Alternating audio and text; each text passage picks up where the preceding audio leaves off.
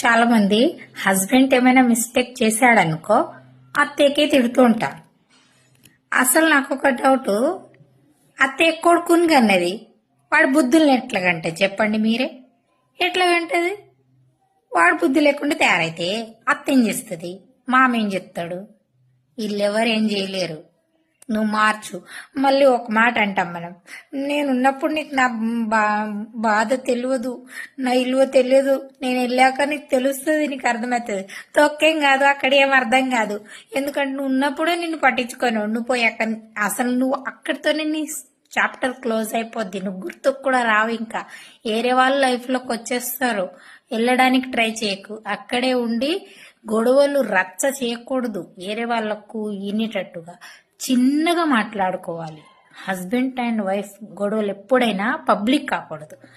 ఇంట్లోనే సాల్వ్ చేసుకుంటే తీరిపోద్ది.